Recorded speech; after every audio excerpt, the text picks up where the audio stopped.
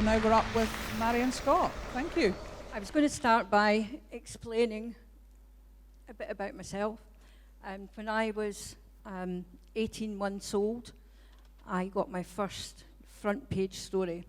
And it was because my mother had decided that she wanted to enter a bonny baby contest. And she brought me with her. And I was wearing a bikini. And you can see that I've kept the same body shape, and I'm rather proud of that, given the diet of pies and chips that I've had. And I was hoping it would maybe get a picture of my mum and myself. Can you see it? No. No, scroll down and you'll maybe see it. There it is. There you are, look at that.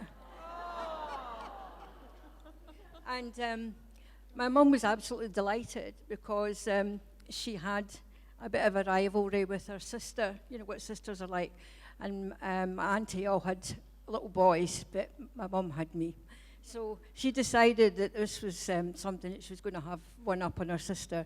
And she thought that I would cooperate and go round entering all these bonny baby contests. Unfortunately for my mum, I bit her and wouldn't let go, and we got disqualified. So that was the end of that. However, I think it was a taste of something to come. Having my first front page at 18 months old, because I was wearing a bikini and bikinis were banned at Arbroath swimming pool, it gave me a taste for, doing what I've ended up doing. And when I was growing up, my mum and dad, like every working family, they strove to make sure that I did my very best at school, and they were pushing us on. And I looked to my mum and dad and my grandfather, who was a farmer. And my grandfather, it was rather strange that I do my job and make my living out of writing. And my grandfather couldn't read or write. And because of that, he lost all his land. He was targeted by a group of con men. And when I first got my job as a journalist, one of the things that I wanted to do was to make sure that there was justice for my grandfather. And it took me a number of years, but eventually, one by one, I exposed all the fraudsters, and they all ended up behind bars. So that gives you the idea about what drives journalists. It's usually justice, and they're looking to get justice for the people that they meet and those that trust us to tell the stories. And I've been very, very lucky during my career that I've met some incredible people. People have trusted me to tell their stories. Some are heartbreaking. Some would make you very, very angry. Some make your heart sore. And I just think I've been very blessed by being able to do that. And injustice has been one of the things that has really driven me on. And I think probably some of the first injustices that I ever wrote about were child abuse. And it was in the days where, in the late 70s, when nobody had ever written about child abuse before. And I uncovered the absolute systemic child abuse that was going on in Scotland that had been behind closed doors for decades. And it was in all the children's homes and residential schools. And again, we managed to get some people behind bars, but not as many as there should be. Eventually, we did get all the things that we wanted, and that was a specialist police squad to deal with child abuse. We eventually did get the child abuse inquiry, and we did get some kind of restitution for some people, but it wasn't perfect. One of the other big stories that I did was we discovered that women were being disabled with mesh implants. And this was something that really, really caught me, because it's a subject that women rarely talk about, and that's incontinence and issues that they had after childbirth. And when I went to my editor, luckily I had a very, very good editor. The news editor wasn't so good, because he said to me, we're never going to get stories about fannies in the paper. And I said to him, well, there's plenty of fannies at this place, so I don't see any reason why not. Anyway, we persevered, and we did a number of years on mesh implants, and we eventually, due to the strength of the women behind us, and it was a very, very much the women behind us that were telling their stories, and we got to Parliament, and we managed to get those implants withdrawn in Scotland, and that saved thousands and thousands of women from ending up disabled and their lives ruined. So that's a great joy of my life, to be able to do things and speak up and be a voice for other people who perhaps can't speak up for themselves. Over the years, I've met some incredible women. I promised I was going to mention some of them. I don't know if Denise Clare is one of the ones. Denise, I don't know if anyone is unaware of her story, but Denise was an incredible young woman who went out for a very quiet drink with a friend in New Year in 2011. She had the misfortune of bumping into David Goodwillie. Didn't know who he was, and his friend David Robertson, who she'd gone to school with. And she remembers nothing at all after accepting a drink from them, and woke up the next morning naked, alone, and locked in a strange house. She had no idea what had happened to her, how she'd got there. And through many, many years of investigation and pushing, we've tried to get justice for Denise. Now, the Crown Office initially did charge David Goodwillie with rape, and you'll know at the time that he was in line for a £2 million transfer deal to Rangers. So there was a lot hanging on this young boy, despite of what he did. And Denise learned by listening to the radio one day that the Crown Office, for some reason, that's been inexplicable ever since, had decided to drop the charges against David Goodwillie, despite the fact there was evidence there, forensic evidence. And Denise, at this point, was, you can imagine, a broken young woman. And I met her. we talked, and this was a girl who felt she couldn't go on because of what had happened to her. She felt betrayed and let down. And I got hold of her and I said, you know something, you're much stronger than them, and together we're going to do something about this. And I found an incredible lawyer, and we talked, and we decided that there was an opportunity here to make a difference, and we brought the first ever civil action for rape that had ever happened in this country, and Denise was vindicated. A law judge found that both David Goodwillie and David Robertson were liars. They were rapists, and she was awarded £100,000. Now, she never saw a penny of that, and she didn't really want a single penny of it. In fact, Denise was the only one that paid legal aid, because those other two decided that they would go bankrupt, and she never saw a single penny. So she's been the only one that's ever had to pay for her legal case. As a result of the civil action, other women have come forward and done similar. So I'm very, very proud to see that, you know, we made a difference there and made a difference for other women. Just to go on a bit, Denise has decided that she wanted to have that evidence tested in court, in a criminal court, because she always felt that while there was that doubt there were going to be the doubters that were saying, oh, you were just drunk or whatever. You know, the horrible things that people say, people that don't realise. And the truth of the matter is that Denise was targeted because the prison service and the forensic service didn't act quickly enough. We were never ever able to find out if she had been spiked. But however, we did find out that there was an almost fatal level of alcohol in her system. There had just been a new law brought in to say that if you were incapable of giving consent, then that case was rape. And so Denise has always wanted to have that evidence tested in court. And on the night that this dreadful thing happened to her, these two boys targeted her.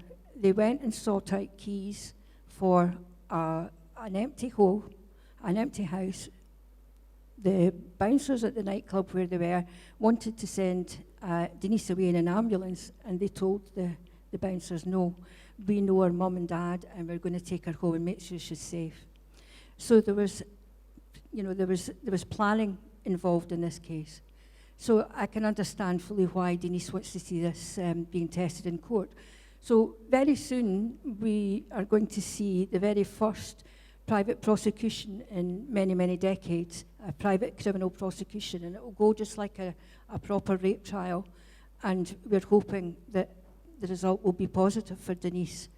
But even if it isn't, she has done her very, very best to make a difference. And I think she's an incredible lady. The legal team that are supporting her, Melissa Rutherford, she has decided she will take on Denise's case and do it for nothing, as has Tom Ross. And there have been many ups and downs on this road, but we've all been there behind her. And that's one of the things that's incredible women behind incredible women. One of the things I've been doing recently, I don't know whether you've all seen it, is, I don't know how many people here actually read the Sunday Post. Quite a few of you. A lot of people probably think that the Sunday Post is all about Ur Willie and the Bruins. I promise you, it's not like that anymore. We're actually holding people to account week in, week out, and we're setting the news agenda. And all the things that you guys are passionate about are the things that we're fighting for and pushing the government to change, and with the help of people like Ash and Mary. So give it a try. Recently, we were doing a case about Demi Hanaway. This was a young mum who the police went into her home and said that she'd taken her own life, despite the fact they had been there many, many times on domestic abuse calls. Her partner had refused to let the police in that day, and when they went into the house, there were huge clumps of Demi's hair lying around the place. There was punch holes in the walls. Her phone wasn't there, and the police had said that she must have taken her own life using a bin bag hanging from a curtain hook, which probably wasn't even physically possible. They were in the house for 2 hours. They didn't interview all the witnesses or the next door neighbours. They just said that it was a suicide, and that was it. And her family were distraught and came to us, and we decided that we would campaign on their behalf. And just recently, the Lord Advocate has decided to reopen the case, and she's appointed a special team of prosecutors to investigate what went wrong. There is a possibility that they're going to make the case one of the first in Scotland again for suicide because of domestic abuse. But we'll wait and see what the evidence says first. So that's the power of the press. And one of the last things I want to speak to you about, and I hope this brings a response from people, it's one of the worst human rights abuses that I've ever heard in my life. And it went on for decades right underneath our noses. And it was the forced adoption era. And the women who were affected by this were basically women who had got pregnant with outside marriage. And society at the time made them feel shame. They made them feel like they were outcasts, that they'd done something wrong. And they were coerced and bullied into giving up their children for adoption. They were denied access to proper legal advice. They were denied access to the benefits that so many people today would rely on, just as a matter of course. They were lied to. And quite often, because some of their own families were involved in sending them away to mother and baby homes, it was never ever spoken about again. So that's why for decades and decades, this terrible hidden secret just sort of lay there in Scotland. I didn't know about it until a lady who was dreadfully injured during the investigation at the mesh implants told me that the reason why she had suffered terrible injuries was that her baby had been pulled from her, out of her body, as a lesson to make sure she didn't have sex again outside marriage, leaving her with dreadful birth injuries. I know it's really hard to imagine that this could happen in this country, but it did right up until the late 70s. It might surprise you to know that there were 60,000 women in Scotland that this happened to. And that's 60,000 women who lost their children, their babies, 60,000 babies who lost their families and their mothers. And ever since then, there's been a silence.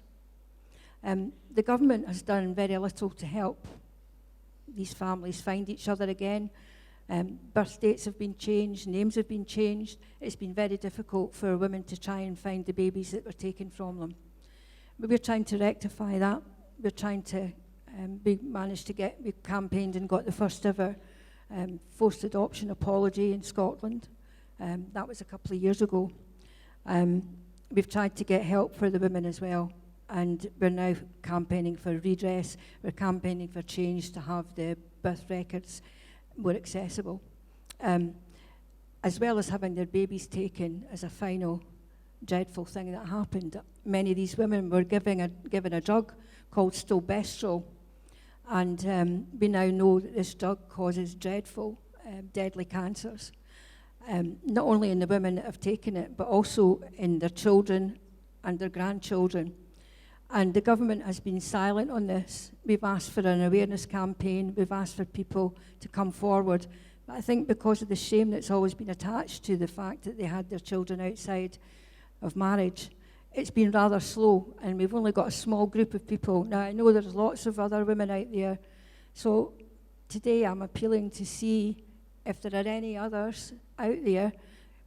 I think this issue affected every single family in Scotland. There must be somebody in your family that maybe they don't talk about, an auntie or a cousin that had a baby, and she went away to have this baby and nothing's very much has been said about it. Well, those days are gone, and I think it's time that the women came forward and spoke out about the dreadful things that were done to them and the children, the adoptees who have been left feeling abandoned. They don't know who they are. They've been prevented from finding their own families. And of course, the thing that worries me is the women that were given this drug, stilbestrol. In America and other parts of Europe, the drug companies have been quietly settling cases there. But while there's still silence, this scandal continues. So I'm hoping today that if there's anybody in your family, please tell them that we want to help, that we want to lift the lid on this. We're in the process of making a documentary which we hope will tell the story properly.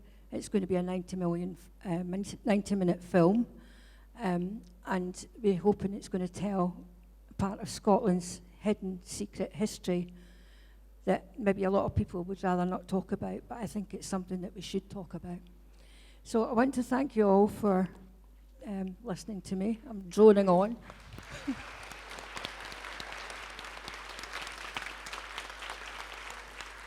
Thank you very much, And Marion. I also want to pay tribute to one of my dear friends, Lorna Hughes, who's sitting out there. Lorna has just taken over a new job. She's deputy editor at the Daily Mail in Glasgow. So she's another fantastic woman, a real campaigner. So as well as coming to me with their stories, I hope people will recognise what Lorna's doing as well. Has anybody got any questions or anything that they would like to ask? Any questions for Marion? Silence. I know, I've not been prepared. It's all right, we've got Jane, we're sorted. Okay.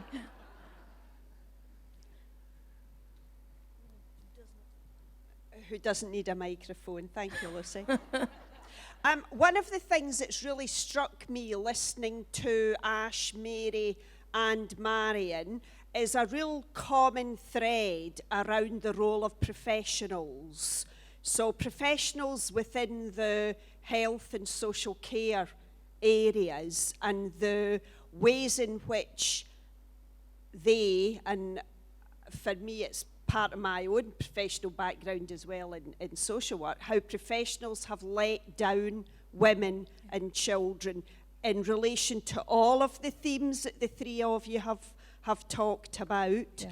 And about so it's a bit like a call to action really, in addition to the calls to action that Ash has given us and Mary's given us and Marion's given us, I would like to add something about a call to action in terms of accountability, holding to account the professional and organisational leaders across health, social work, social care agencies and organisations across all the areas of practice that we've heard about, and our trade union movements, because they are absolutely letting down women in all of those areas. Absolutely. And I've just seen bloody Unison tweeting again about women's voices, and as an ex-Unison member,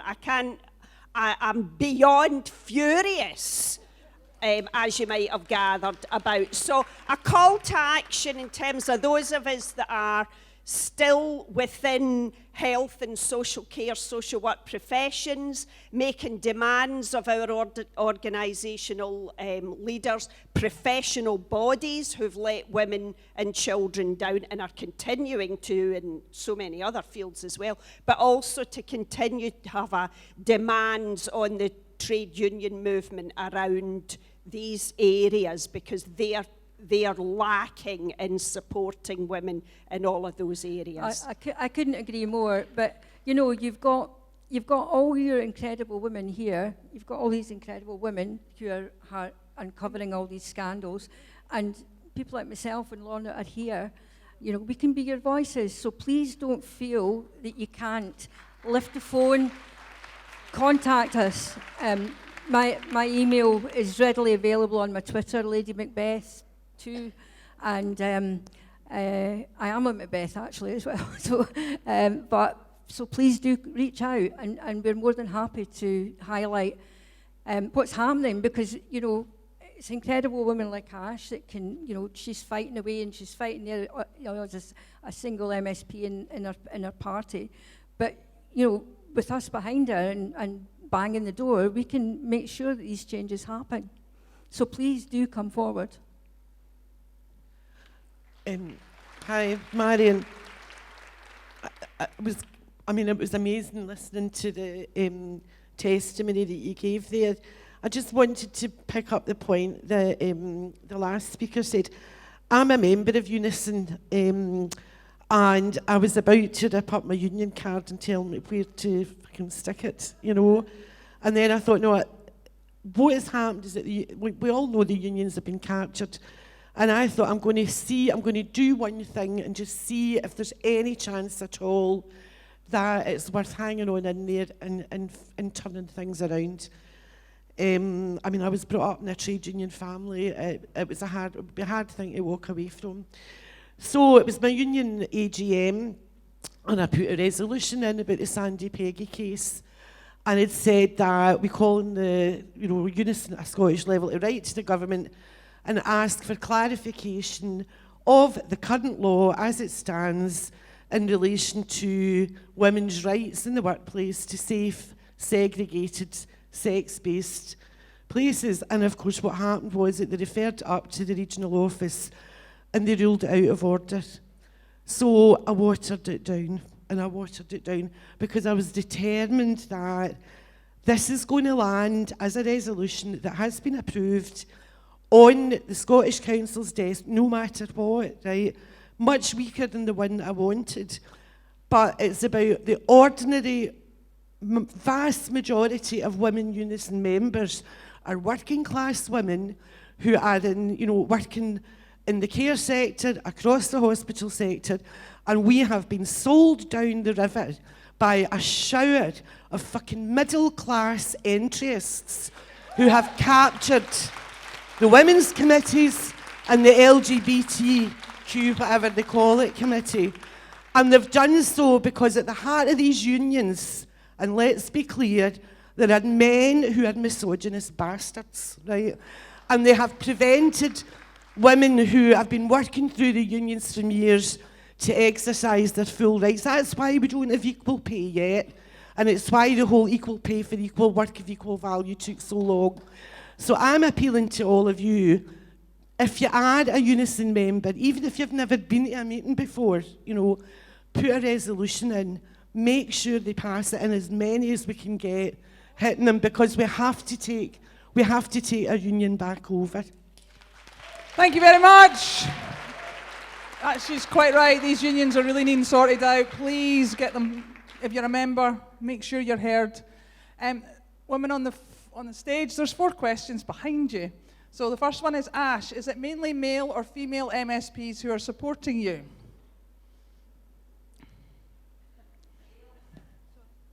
What, in terms of the legislation? Yeah, I think that's what we're we going didn't actually check that for gender balance. I would say it's roughly 50-50. Okay. The next question, is the WRN hospitals data for patients only or staff as well, both as victims and perpetrators? Well, we didn't actually ask that question, so we don't actually know. But there is, we would expect that it would be staff and patients, and we would also expect that they will be, potentially staff could be perpetrators. We just don't know, and we don't know. I think that's, part of the kind of next stage of some of this work. I mean, actually, in some way, it's not the responsibility of a group of volunteer women, which is what we are, to kind of uncover this story. We need our organisations, our health boards, to be held to account. And I think that, it's a kind of first stage in some of that. But there's nothing to stop you from writing, to your health boards and asking these very questions.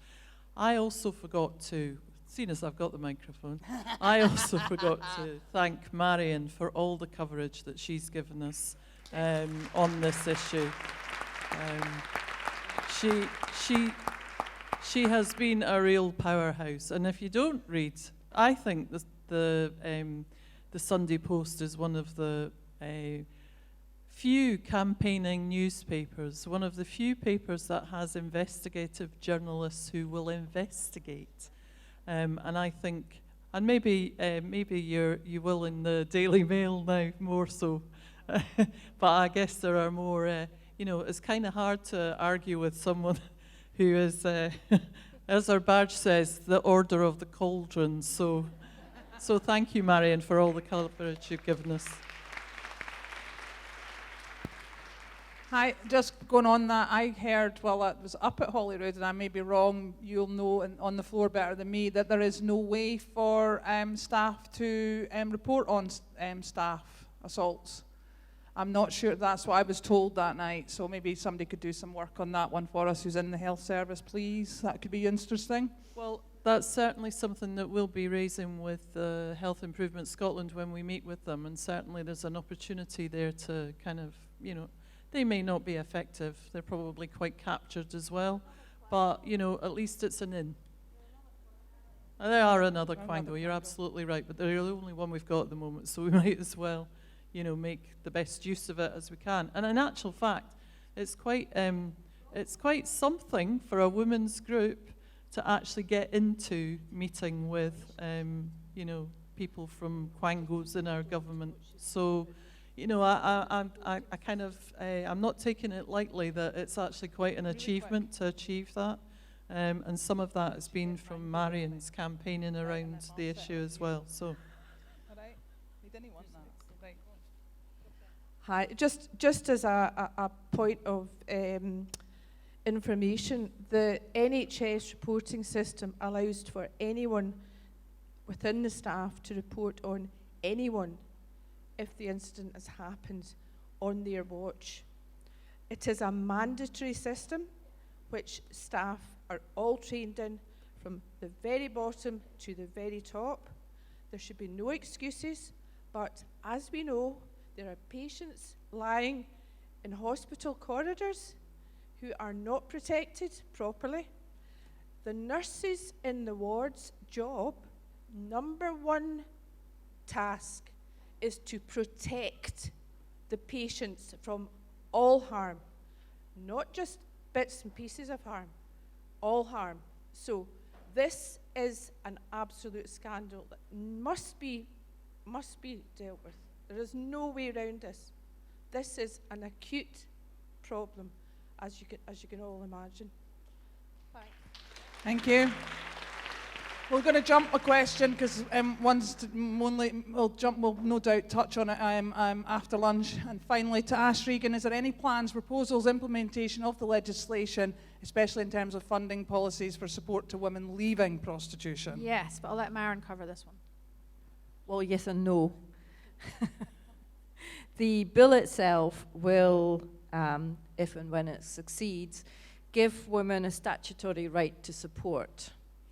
But it will also have provisions in the bill for the Scottish Parliament at a later date to decide for themselves what rules and regulations they will put in place to implement the statutory right for support.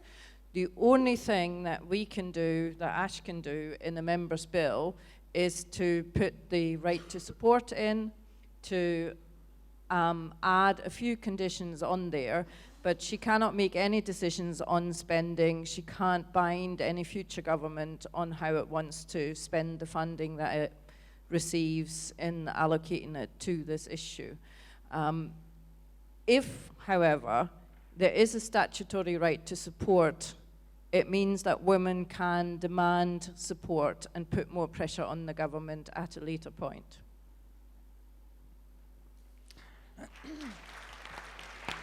I'd just like to thank the panel call to action very much. So Marion, Ash, Mary and Marion, thank you very much for coming up on the stage, telling us your stuff. And everybody, yeah, big round of applause, please. I just want to say thank you for having us. And I know that it's very difficult for a lot of women and, well, everyone to report when things have gone wrong in their work, you know, in the NHS and other areas. It's also a quieted, it's silence, and that means things don't ever change. But you can be assured that if you contact me, you contact someone like Lorna, they will preserve your anonymity. And it's the only way things can ever change is if we expose them and we do it properly. And we can only do it by incredible women like you working in the background. So thank you.